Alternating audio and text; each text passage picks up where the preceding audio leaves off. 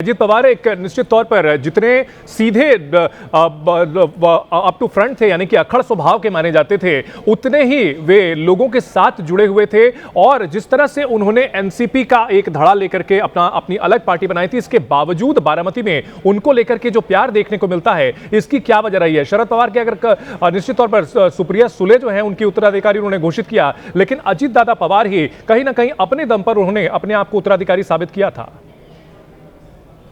बिल्कुल, आपने सही बात की। देखिए, वैसे तो आमतौर पे धारणा यही होती है कि किसी भी बड़े पेड़ के नीचे अगर कोई नए पेड़ पनपते हैं तो वो बौने ही साबित होते हैं। लोकसभा का चुनाव जब अजित पवार ने महायुति के साथ लड़ा था तो वैसे लगा था, एक अकेले सांसद उनके चुन के आए थे, लेकिन विधानसभा में उन्होंने जो करके दिखाया, उसके बाद उनकी पहचान बनते गई।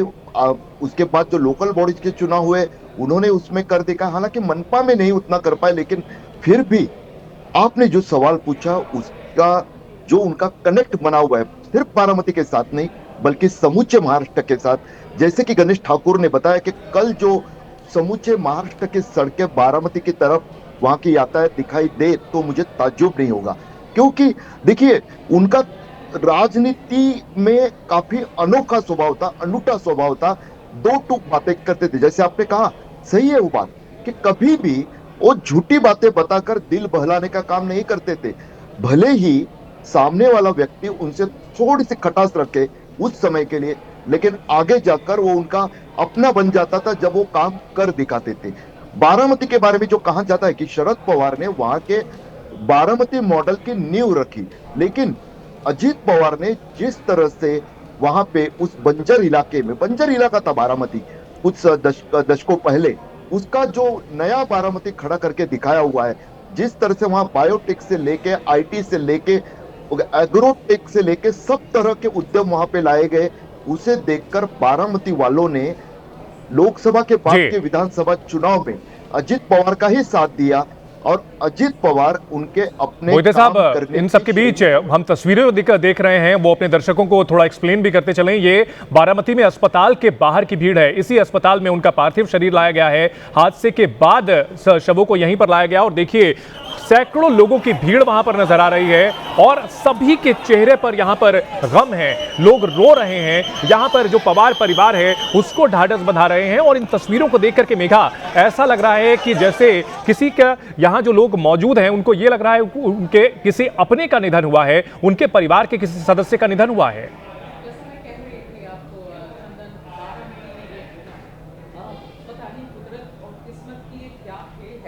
कि बारामती जो उनकी जगह, बारामती जहां से उनकी पत्नी लड़ी हैं, बारामती जो उनके परिवार का गढ़ है, बारामती को आप सिनोनिमस समझते हैं पवार परिवार के साथ में। और बारामती की लड़ाई इस बार सुप्रिया सुले और उनकी पत्नी के बीच में जब हुई थी तो पूरी महाराष्ट्र की आंखें, सबकी नज़रें इसी सीट बारामती, इसी जगह पर थी कि क्या होगा। एक परिवार के दो लोग, दो महिलाएं आमने सामने टक्कर में आ गई हैं। और जो भी है कहानी बारामती की ये है कि ये जगह पवार परिवार का है। इस जगह को अगर किसी ने खड़ा किया है तो पवार परिवार ने खड़ा किया है। इस जगह की अगर पहचान किसी ने बनाई है तो पवार परिवार ने बनाई है। और उसमें सबसे ज़्यादा अगर किसी की कंट्रीब्यूशन है तो वो शरद पवार की है, और शरद पवार के बाद अजीत पवार की है। तो आप समझिए, जो ये तस्वीरें हम दिखा रहे हैं ये तो सिर्फ शुरुआत है। अभी तो खबर फैलनी शुरू हुई है चंदन, कि ऐसा हो गया है। ये जो जन सैलाब आप देखेंगे उमड़ता हुआ